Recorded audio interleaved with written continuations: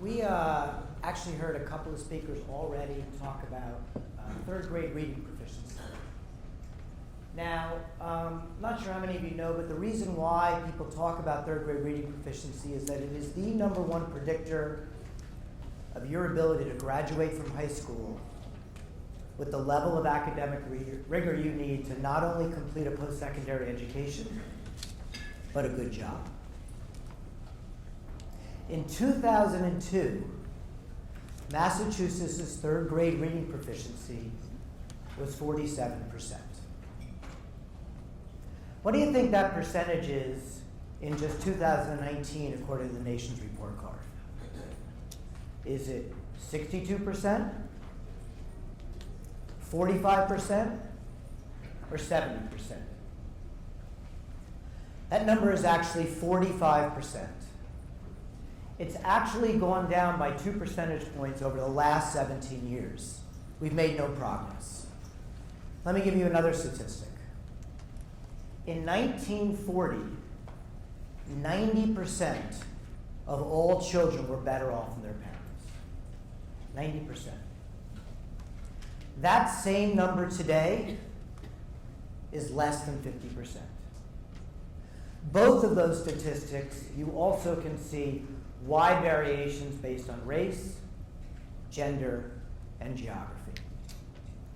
When I look at these statistics, quite frankly, I'm shocked, I'm embarrassed, but if I have to be honest with you, I'm most ashamed because for the last 20 years, I spent my time starting and running an organization called Root Cause.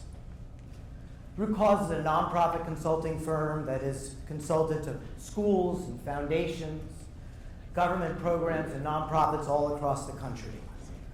I've had the fortunate ability to start organizations that have spun off from Root Cause, including the one that we're here today, Attendees. I've gotten to speak at conferences like this. I've taught at MIT, I've taught at Harvard, I've written papers, I've published books, and I'm really asking myself, quite frankly, to what end? What really does all of our work add up to? Let me give you a couple of examples specifically about my work that may get you a better understanding of how we might be able to ask this question of ourselves.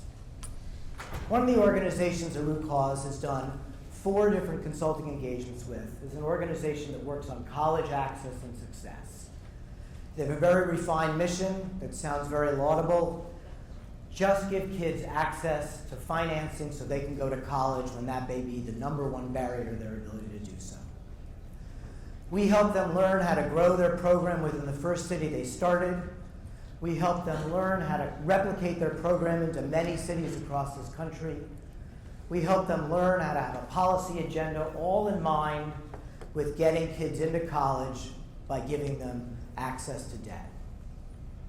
Millions of students have now been served. Many students have been able to access tens of millions of dollars, and yet their primary population of low-income adults, 89% of them have not graduated after 6 years. Not only that, but we know, based on everything we're hearing in our political environment, that they are saddled with such levels of debt that many of them have to stop going to school, or when they get out of school, the jobs they have can't even afford that debt. So while I am extremely proud of the work that we've done with that organization and the work that they're doing to give kids hope to go to college, I ask, to what end? Let me give you another example. We're currently doing work with an organization who does what's called home visiting. It's in the early childhood education space. We all know, or maybe we don't, that early childhood education is now known. The brain development science says that the first 3 years of a kid's life are most important. This is a very simple program, evidence-based. I'm sure you hear that term all the time. You go into a home of a low-income family and you help a parent understand the practices they need to strengthen their child's brain. It's very simple. Teach them how to read to their kids, what books might make sense, different practices around child rearing that can give that child a better brain development. What we learned as we were working with this program and how to increase the quality of that particular program was a very different story. They talked about how they spent most of their time talking with the parents about they didn't have transportation to get to work. They talked with that program about how they didn't know what they were going to do about childcare once they were able to get their kid into a preschool. Probably most importantly, they just wanted to talk. They just wanted to talk about the trials and tribulations of the challenges day to day to get to work, sometimes 2 hours of commuting to get home and have to cook dinner and actually tend to the needs of that child, let alone brain development. And I ask myself, to what end? I've come to realize that myself and all of us, in my opinion, are part of what I call the nonprofit industrial complex. It's a complex web of hundreds of thousands of nonprofit organizations, thousands of government programs, thousands of foundations, different school models, 37 million volunteers, 67 million individual donors, and what is it all adding up to? It's self-perpetuating itself, figuring out how it can get its next grant, give its next talk, and yet we stand here today with some of the biggest challenges we've faced, where such a large part of the economy is being left out of the people who are part of it. Now, I do have a thought about what to do about this. I call it the pathway to lifelong success. And we've heard today in a couple of different speeches aspirations of different things that we would like to see. But I believe we're missing a very simple organizing mechanism, but yet a very difficult one to execute on. See, it seems very simple when you go around and you ask people what they want. They'd like their children to be born healthy. They'd like them to enter school ready to learn, get a quality education, have a good paying job, and ultimately to age healthy and secure. Yet, even if we think about that simplicity, we lack consistency in what are the outcomes that we seek. Are we all in agreement that third grade reading proficiency is the right outcome? But more importantly than that, we lack the ability to set targets. There are very few people that I have found in my 20 years of working that are really willing to take what they say and set a target. Let me give you an example of one brave woman that I believe is a shining star. Her name is Dr. Sharon Contreras. She's the superintendent of Guilford County Schools. She arrived there a little less than 3 years ago, and her reading proficiency rate at third grade was 54%. She made a public statement that was published in the local newspaper that the county commissioners agreed to, that she would raise that in 5 years to just 63%. That seems like a laudable goal. She went out to publicly state that. 3 weeks ago, Dr. Contreras had to reduce that goal. She had to reduce that goal to 59%. Now, what was interesting about the fact that she reduced the goal was two things. One, she had to admit that she wasn't really quite sure why she was reducing it, which showed how the simplicity of the outcome but setting the target are two very different things. She said she wasn't really sure whether it was the complexity of policies that were having barriers that couldn't be removed, whether it was simply just needing more money, wasn't there's different types of reading instructions that are needed for different types of students that are in the schools. But one thing she knew is she needed to reduce it, and she was willing to put a stake in the ground to do that and be public about it.